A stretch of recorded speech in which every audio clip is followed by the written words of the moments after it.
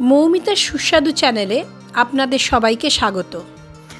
আজ আমি আমার মায়ের শেখানো ফুলকপির রোস্ট রান্নাটি আপনাদের সাথে শেয়ার করব। আসুন দেখে নিই।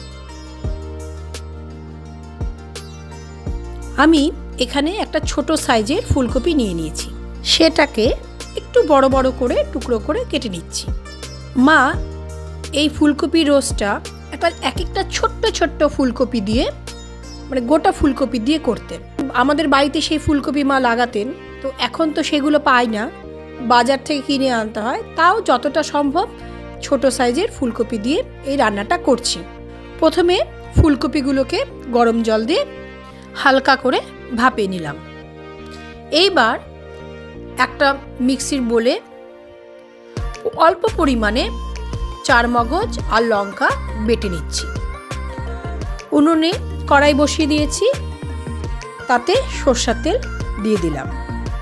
এখানে তেলটা একটু বেশি লাগবে। তেল গরম হয়ে গেছে, তাতে আমি ফুলকপিগুলো, ওই ভাপিয়ে রাখা ফুলকপিগুলো লাল করে ভেজে নেব। আর যখন সেদ্ধ করেছিলাম গরম জলে ভাপিয়ে নিয়েছিলাম, তখন কিন্তু একটু লবণ দিয়ে ভাপিয়ে নিয়েছিলাম। ফুলকপিগুলো লাল লাল ভাজা হয়ে গেছে, এবার এগুলোকে তুলে নিচ্ছি। ওই তেলেই এবার ফোড়নের জন্য দিয়ে দিচ্ছি বড় এলাচ, ছোট এলাচ আর দারচিনি। মশলাগুলো ভাজা হয়ে গেলে এবার ওই তেলেই দিয়ে দিচ্ছি পেস্ট করা চারমগজ আর লঙ্কা। অ্যাড করছি স্বাদ অনুসারে লবণ আর হলুদ। সবগুলো দিয়ে ভালো করে নেড়ে কষিয়ে নেব, যতক্ষণ না পর্যন্ত মশলা থেকে তেল বেরিয়ে আসে।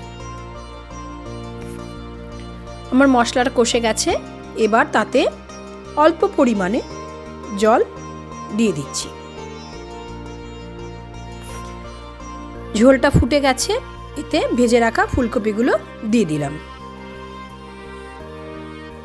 এবার ঝোলটাকে কষিয়ে নেব।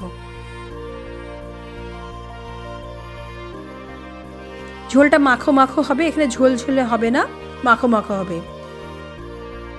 ঝোলটা যখন গা মাখা মাখা হয়ে যাবে, ফুলকপির গা মাখা মাখা হয়ে যাবে, তখন গ্যাস বন্ধ করে দিতে হবে।